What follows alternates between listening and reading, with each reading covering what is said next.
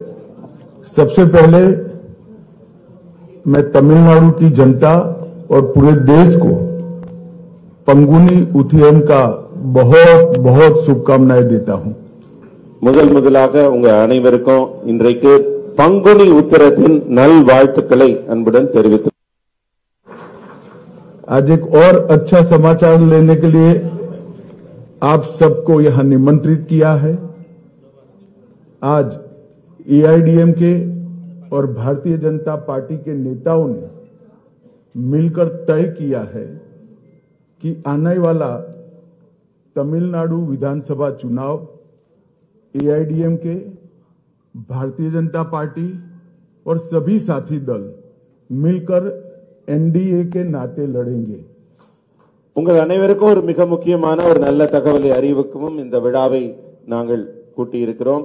இன்றைக்கு பாரதிய ஜனதா கட்சியின் தலைவர்களும் அஇஅதிமுகவின் தலைவர்களும் ஒன்றாக இணைந்து இந்த கூட்டணியை உருவாக்கி இருக்கிறார்கள். அடுத்து வரப்போகிற ஒரு தேர்தலை என்டிஏ கூட்டணியின் இதர கட்சிகளுடன் இணைந்து நாங்கள் சந்திக்க இருக்கிறோம். இந்த தகவலை உங்கள் அனைவருக்கும் இன்று அறிவிப்பதற்கான கூட்டம் இது. ये चुनाव राष्ट्रीय स्तर पर नरेंद्र मोदी जी के नेतृत्व में और राज्य स्तर पर एआईडीएमके के नेता एड़ापाडी जी के नेतृत्व में लड़ा जाएगा. இந்த தேர்தல் தேசிய அளவில் திரு மோடி அவர்களின் சீரிய தலைமையிலும் தமிழ்நாட்டில் அஇஅதிமுகவின் தலைவர் திரு எடப்பாடி அவர்களின் தலைமையிலும் நடைபெற இருக்கிறது. एक प्रकार से 1998 से एआईडीएमके एनडीए गठबंधन का हिस्सा है और लंबे समय तक मोदी जी और महान जयललिता जी ने साथ में मिलकर राष्ट्रीय राजनीति में काम किया है. 1998 ஆண்டு முதல் நம்ம அதிமுகவும் பாரதிய ஜனதா கட்சி கூட்டணியை தொடர்ந்து அமைத்து வருகிறது. இது ஒரு இயல்பான கூட்டணி.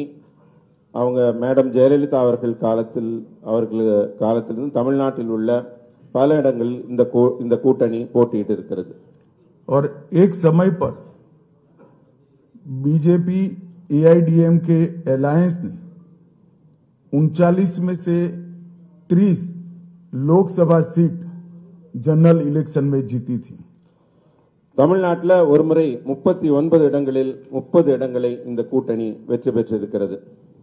मुझे पूरा विश्वास है कि आने वाले दिनों में जो चुनाव होने वाला है वो जनरल इलेक्शन में एनडीए प्रचंड बहुमत हासिल करेगा और तमिलनाडु में फिर से एक बार एनडीए की सरकार बनेगी. வரப்போகிற தேர்தலில் எனக்கு முழு நம்பிக்கை இருக்கிறது.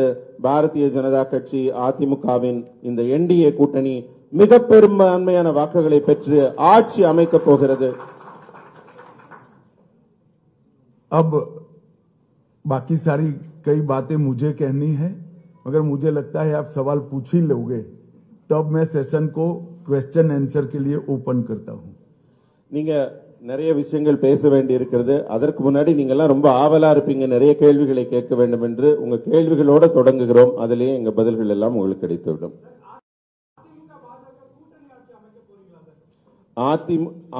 एडीएमके और भाजपा का ये जो अलायंस का मतलब मिलके राज्य यहाँ पे बनाएंगे, क्या पूछ रहे हैं? सरकार, कोएलिशन सरकार.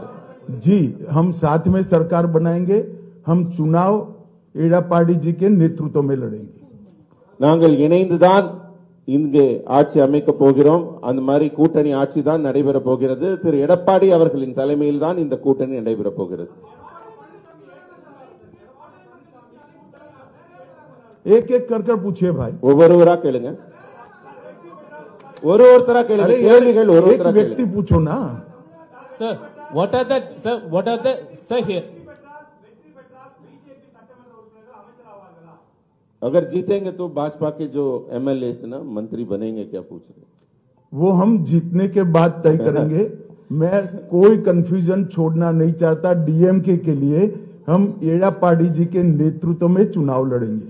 Sir, what are the demands? வெற்றி பெற்ற பிறகு அதற்கான பதிலை சொல்லுகிறோம். இப்ப வந்து நாங்க திமுகவோட எந்த விதமான இந்த மாதிரி குழப்பத்துக்கும் ஆளாக்க விரும்பவில்லை. அதனால ரொம்ப தெளிவா சொல்றோம், திரு எடப்பாடி அவர்களின் சீரிய தலைமையில் இந்த கூட்டணி அமைகிறது. வெற்றிக்கு பிறகு முடிவு செய்யப்படும். Sir, एक second sir, what are the demands that ADMK came to alliance with BJP, that NDA? Demand क्या है पूछ रहे हैं? किसका?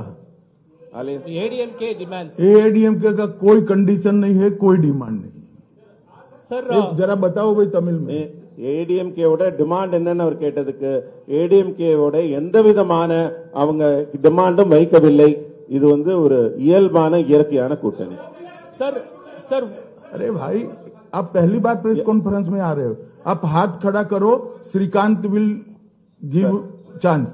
ஒரு நிமிஷம் நீங்க சொல்லுங்கண்ணா, நீங்க சொல்லுங்க. Sir, what about O Pannirselvam and TT Vidyanagaran? Are they also part of the NDA, or you wanted a united AIADMK, sir? AIADMK के इंटरनल अफेयर्स में हमारा कोई इंटरफियरेंस नहीं होगा। जहां तक एनडीए के साथी दलों का सवाल है, एआईडीएमके और बीजेपी का तमिलनाडु यूनिट बैठकर तय करेगा। அதிமுகவின் தனிப்பட்ட அவங்க கட்சி விடயங்களில் நாங்கள் தலையிட போவதில்லை. மற்றபடி தேர்தல் விஷயங்கள்ல அவர் தலைமையில நாங்க எல்லாரும் அமர்ந்து பேசி எங்களுடைய திட்டமிடலை செய்கிறோம். ஒருத்தர் மாத்தி மாத்தி கேக்குறேன். நீங்க கேட்டீங்க, நீங்க சொல்லுங்க, நீங்க சொல்லுங்க, எந்திரிச்சிருந்து சொல்லுங்க.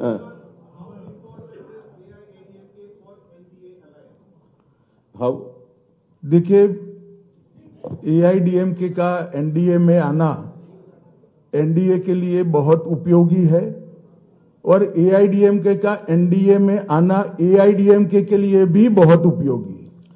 இந்த கூட்டணியில அதிமுக என்டிஏக்குள்ள வருவது அவர்களுக்கும், என்டிஏக்கு அதிமுக வருவதும் இருவருக்குமே வின்-வின் சிச்சுவேஷன், இருவருக்குமே பலனளிக்க கூடியது. பின்னாடியில சொல்லுங்க சார், சொல்லுங்க, எந்திரிச்சு நில்லுங்க மேடம், சொல்லுங்க சொல்லுங்க, நீங்க சொல்லுங்க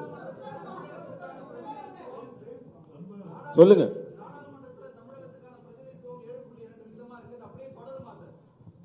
நீங்க கூட்டணியில இருந்து வேற ஒரு விடயம் போறீங்க, டீலிமிட்டேஷன் போறீங்க, கூட்டணி பத்தி கொள்கைகள் முடிங்க. அண்ணா, இரண்டு முக்கியமான தலைவர்கள் இருக்கிறாங்க, உள்துறை அமைச்சர் இருக்கிறாங்க, எதிர்க்கட்சி தலைவர் ஐயா இருக்கிறாங்க. தயவு செஞ்சு கேள்வி கேட்கறவங்க எந்திரிச்சு நின்று கை தூக்குங்க. ஏன்னா எல்லாரும் மரியாதை கொடுத்து உங்களுக்கு ஒரு வந்திருக்கிறாங்க. ஒருத்தர் உட்காருங்கண்ணா, ஒருத்தரை எந்திரிச்சு நில்லுங்க, அவங்க போடுவாங்க, பேசாதீங்க. எதிர்த்து एक मिनट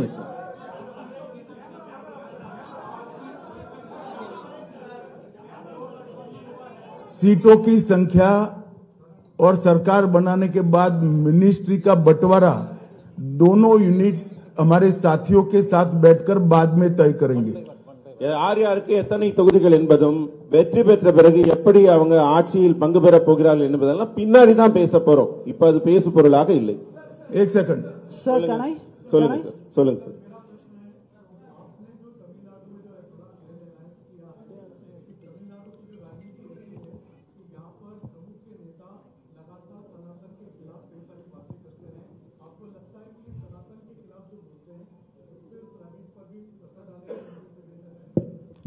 देखिए, अच्छा किया आपने सवाल पूछ लिया। तमिलनाडु के अंदर डीएमके पार्टी सनातन धर्म, 3 लैंग्वेज पॉलिसी और कई ऐसे मुद्दे उठा रही है। उसका एकमात्र उद्देश्य मूल मुद्दों से ध्यान हटाना है। அதாவது திமுக சர்க்கார் வந்து தமிழ்நாட்டில் சில முக்கியமான பிரச்சனைகளை தொடர்ந்து எழுப்பிக் கொண்டிருக்கிறார். அது சனாதனமாக இருக்கட்டும், மும்மொழி ஆகட்டும், டீலிமிட்டேஷன், இது போன்ற பல பிரச்சனைகளை எழுப்பிக் கொண்டிருக்கிறார். அது என்னன்னா, அவர்களுக்கு இருக்கிற ஆட்சியில் இருக்கிற முக்கியமான பிரச்சனைகள், ஊழல், மோசடி போன்ற பிரச்சனைகளில் இருந்து மக்களை திசை திருப்புவதற்காக இது போன்ற பிரச்சனைகளை எழுப்புகிறார்கள். சார், தமிழ்நாட்டில் एक सेकंड भाई, मेरी बात तो समाप्त होने दो। ऐसे करोगे आप? அந்த கேள்விக்கு இன்னும் पहली बार प्रेस कॉन्फ्रेंस में आए हो क्या? Let me answer. तमिलनाडु का चुनाव आने वाले दिनों में डीएमके सरकार के घनघोर करप्शन, लॉ एंड ऑर्डर का इश्यू, दलितों पर अत्याचार और महिलाओं पर अत्याचार के आधार पर तमिलनाडु की जनता वोट करने जा रही है। வரப்போகிற தேர்தல் எப்படி இருக்கும் என்றால் திமுகவின் மிகப்பெரிய மோசடி ஊழல்கள் பற்றியும் அதே போல சட்டம் ஒழுங்கில் இருக்கிற ஆபத்தை பற்றியும் தலித் மக்கள் மீது தொடுக்கப்படுகிற தாக்குதல்கள் குறித்தும் பெண்கள் குறித்து இருக்கிற ஆபத்து பெண்கள் மீது தொடுக்கப்படுகிற தாக்குதல் குறித்தும் இது போன்ற திமுகவின் செயலிழந்த தன்மைதான் திமுகவுக்கு இந்த முறை தேர்தலில் மிகப்பெரிய பேசு பொருளாக இருக்கு. डीएमके सरकार ने 39,000 करोड़ के शराब घोटाला, sand mining scam, energy scam, ELCOT scam, transport का scam, money laundering scam, nutrition kit scam, free dhoti scam, cash for job, red sand smuggling और मनरेगा स्कैम। इसके अलावा भी बहुत सारे स्कैम का जवाब पहले तमिलनाडु की जनता को देना चाहिए। तमिलनाडु की जनता स्टालिन और उदयनिधि से एक करप्शन का जवाब मांगती है. இந்த தேர்தலில் திமுக மக்களுக்கு பதில் சொல்ல கடமைப்பட்டிருக்கிறது. தமிழகத்தின் முதல்வராகிய ஸ்டாலின் அவர்களும் துணை முதல்வர் உதயநிதி ஸ்டாலின் அவர்களும் இந்த ஊழல் स्कैम के नाम पढ़ो. நாம் டாஸ்மாக் ஊழல் முதல்ல இருக்கிறது. டாஸ்மாக் ஊழல் அதுல மிகப்பெரிய மோசடி நடைபெற்றிருக்கிறது. அதே மாதிரி 39,775 கோடி அந்த மோசடி நடைபெற்றிருக்கிறது. அதே மாதிரி மணல் இங்கிருந்து கொள்ளை போகிறது, அது 5,800 கோடி ரூபாய்க்கு மேல் அந்த மோசடி இருக்கிறது. எனர்ஜி மின்சாரம், அந்த நிலக்கரி, இது போன்ற ஊழல்கள் 4,400 கோடி. எல்காட் நிறுவனத்தில் நடைபெற்றிருக்கிற அரசு நிறுவனத்தின் பங்குகள் விற்பனை மூலம் மோசடி 3,000 கோடிக்கு மேல் இருக்கிறது. போக்குவரத்து துறையில் நடைபெற்றிருக்கும் ஊழல் 2,000 கோடிக்கு மேல் இருக்கிறது. பண மோசடி மணி லாண்டரிங்ல 1000 கோடிகளுக்கு மேலே ஊழல் நடைபெற்றிருக்கிறது. அதே போல ஊட்டச்சத்து கிட்டு வழங்குறதுல 450 கோடி. அதே மாதிரி இலவச வேட்டி சேலை, அரசு வேலைக்காக பணம் பெறுவது, செம்மண் கடத்தல் என்று திமுகவின் மோசடியில மன்ரேகா ஸ்கீம் சொல்ற அந்த கிராமப்புற வேலைவாய்ப்பு திட்டத்தில் கூட மிகப்பெரிய ஊழல். ஒரு தனிநபருக்கு கிட்டத்தட்ட 45,000 ரூபாய்க்கு மேல மோசடி நடைபெற்றிருக்கிறது. இதற்கெல்லாம் பதில் சொல்லும் நிலைக்கு இந்த முதல்வரும் துணை முதல்வரும் மக்களுக்கு பதில் சொல்ல கடமைப்பட்டுள்ளார்கள். பிரதர் ஒரு நிமிஷம், நீங்க எந்த மீடியா இருந்தாலும் சரி ஒருத்தருக்கு வாய்ப்பு கொடுக்க விட உங்க பேரு உங்க மீடியா சொல்லிட்டு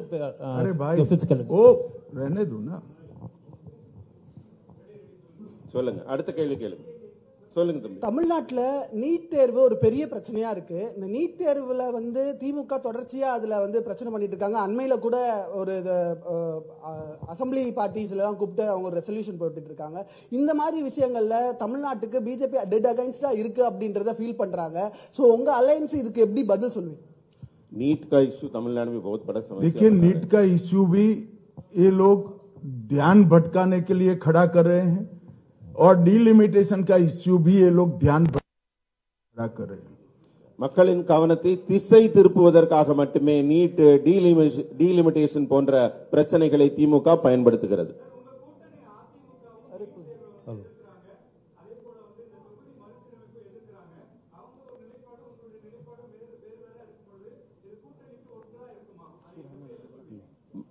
एआईडीएमके का जो स्टैंड है इन दोनों मुद्दों पर अलग है, उनका हटके है, मगर आपका डिफरेंट है. हम बैठकर चर्चा करेंगे और जरूरत पड़ेगी तो there will be a common minimum programme. Sir मैं बोल रहा हूं. नहीं, आप ट्रांसलेशन तो करो. क्यों ऐसा कर रहे हो? ஒரு அதிமுகவுடன் நாங்கள் அமர்ந்து பேச்சுவார்த்தை நடத்தி இருவருக்கும் பொதுவான ஒரு கருத்து ஒத்திசைவு ஏற்படும். அதனால நீங்க பொதுவான கருத்து ஏற்பட்ட பிறகுதான் தேர்தல் இருக்கும். அதனால நீங்க கவலைப்பட வேண்டாம்.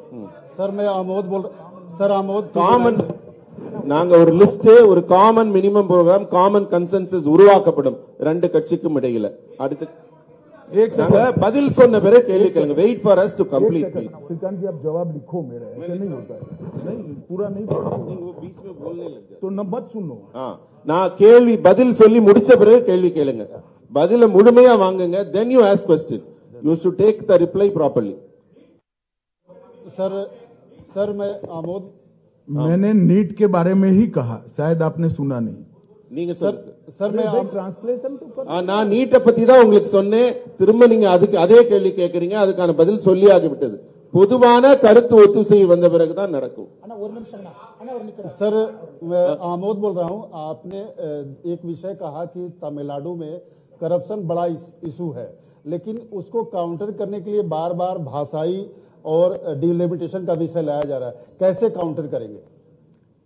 हम जो जनता के असली मुद्दे हैं उसको लेकर जनता के बीच में जाएंगे और मैं मानता हूं कि तमिलनाडु की जनता असली मुद्दों को जानती है और डीएमके से जवाब भी चाहती है. நான் தமிழ்நாடு மக்களை சந்திக்கும் போது தமிழ்நாடு மக்களின் உண்மையான பிரச்சனைகளை அவங்க எந்த துன்பத்தில் இருக்காங்களோ அதை எடுத்துட்டு போவோம். மக்களுக்கும் மிக நன்றாக தெரியும் அவங்க பிரச்சனை என்னவென்று. அதனால மக்கள் பிரச்சனைகளை இந்த தேர்தலில் முன்னிறுத்துவோம். திமுக அவங்கள மாதிரி மடை மாற்ற மாதிரி கவன திருப்பு வேலைகளில் நாங்கள் ஈடுபட மாட்டோம். நேரடியான மக்கள் பிரச்சனைகளில் ஈடுபடுவோம். சொல்லுங்கண்ணா. சார்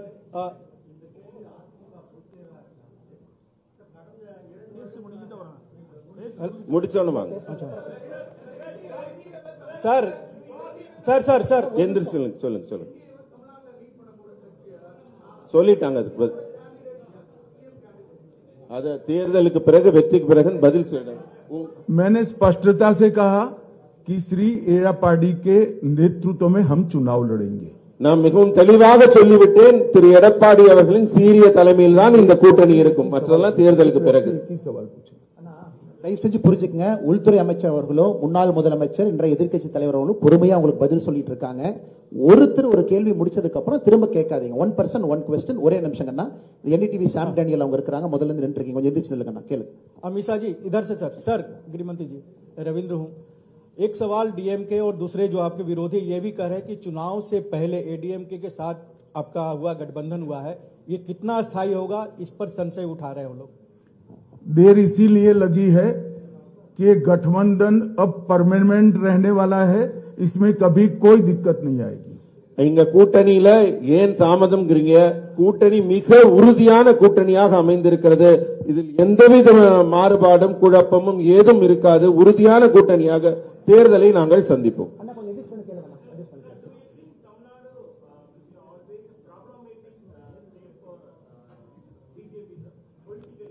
जरा भी नहीं. हम तमिल भाषा, तमिल संस्कृति और तमिल जनता का भारतीय जनता पार्टी गौरव भी करती है और सम्मान भी करती है.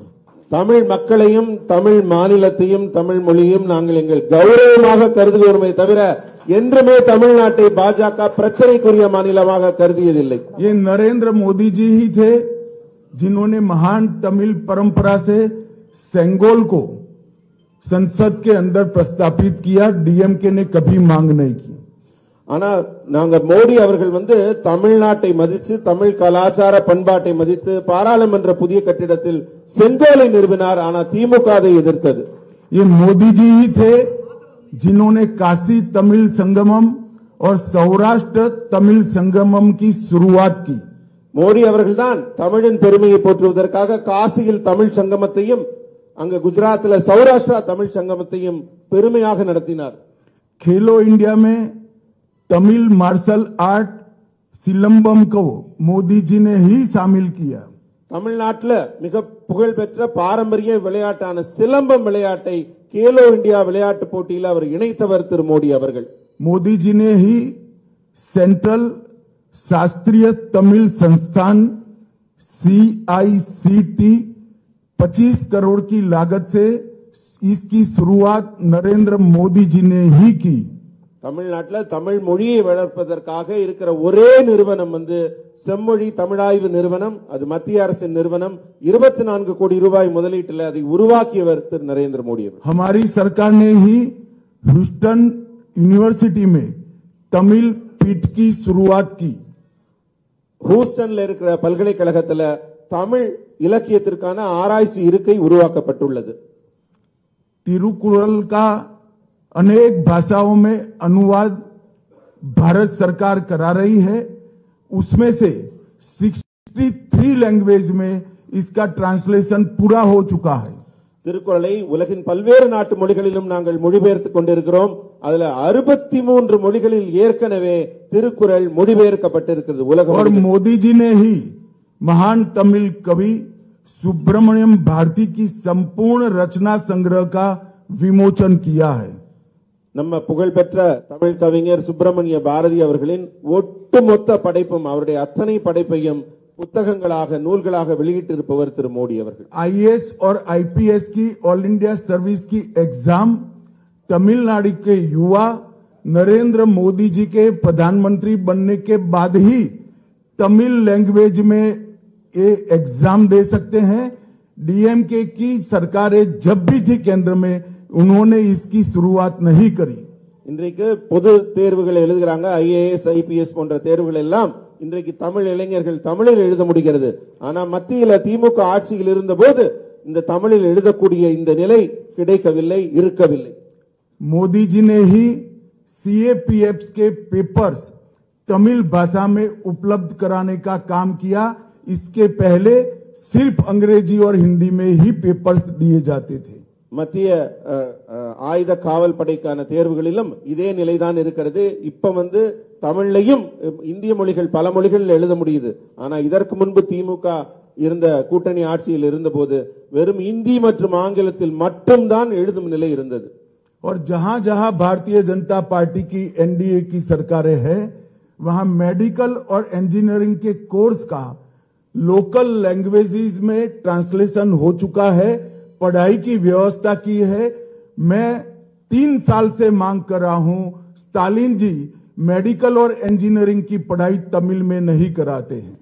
எங்கெல்லாம் என்டிஏ ஆட்சி நடக்கிறதோ அங்கெல்லாம் மெடிக்கல் மற்றும் இன்ஜினியரிங் படிப்பிற்கான பாட புத்தகங்கள் அந்த பிராந்திய மொழியில் அவங்க தாய் மொழியில மொழிபெயர்க்கப்பட்டு அவங்க எல்லாம் படிக்கிறாங்க, உயர்கல்வி படிக்கிறாங்க. நான் 3 ஆண்டுகளாக தமிழகம் வரும்போது தமிழக முதல்வராக இருக்கும் ஸ்டாலினிடம் திரும்ப திரும்ப சொல்லுகிறேன், தமிழில் நீங்க மருத்துவம் மற்றும் உயர்கல்வி பொறியியல் படிப்பை பாட புத்தகங்களை உருவாக்குகள் என்று. ஆனா இதுவரை அந்த வேலை நடைபெறவில்லை.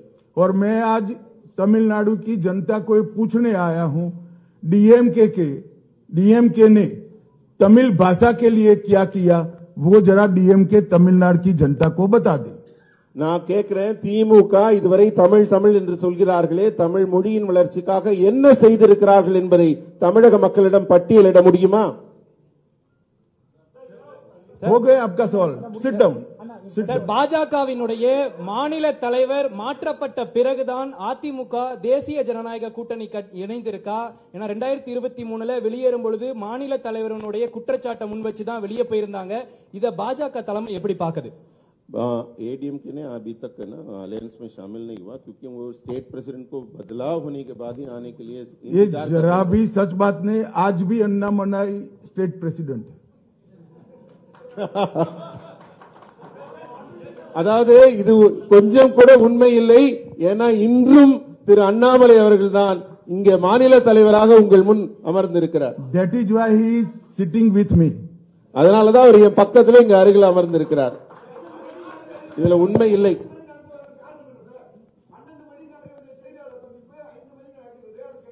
बारह बजे होने वाला जो प्रेस मीट अभी 5 बजे तक इसलिए डिले हुआ.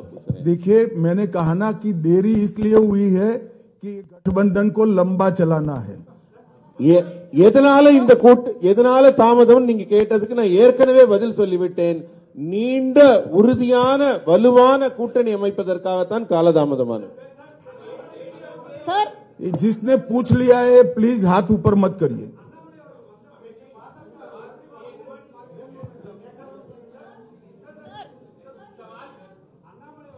भाई आप किसी को बताओ ना कौन पूछेगा. நீங்க சொல்லுங்கம்மா, லேடி பின்னாடில சொல்லுங்க. இருங்க ஒரு நிமிஷம் தம்பி வேல்முருகன், நீங்க நிறைய கேட்டீங்க. நீங்க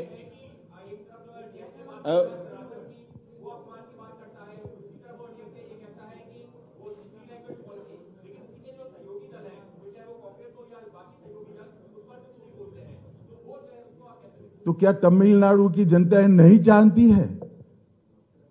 कांग्रेस क्यों चुप है? डीएमके के ऐसे मुद्दे के साथ देश में और कोई पार्टी नहीं. அதாவது தமிழக மக்கள் என்ன ஏதும் அறியாதவர்களா, அவர்களுக்கு ஒன்றும் தெரியாமல் இருக்கிறார்களா? காங்கிரசின் நிலைப்பாடு என்ன, அவர்கள் சொல்வது என்ன, எதை அவர்கள் தேர்தலில் முன்னிறுத்துகிறார்கள் என்பதை அறிந்தவர்களாக இருக்கிறார்கள். நீங்க சொல்லுங்கம்மா. Sir, you said in your tweet that Annamalai's skills would be leveraged to the national level. Would that be moving Annamalai to the national level, or will Annamalai sir will have to play a role in the 2026 elections of Tamil Nadu as well? आप कुछ चीजें हमारी party पर छोड़ दीजिए, हम चलाएंगे ना अच्छे से. நீங்க சில விஷயங்கள் எல்லாம் எங்க கட்சி முடிவெடுக்கிறதுக்காக मेरी पार्टी की इतनी सारी चिंता मत करिए, हम चलाएंगे अच्छे से. நீங்க கட்சி நடத்த வேண்டாம், நாங்க நடத்திக்கிறோம், அதை பத்தி நீங்க கவலைப்படாதீங்க. चलिए, धन्यवाद मित्रों, बहुत बहुत धन्यवाद. நன்றி நன்றி நன்றி நன்றி, உங்கள் அனைவருக்கும் நன்றி.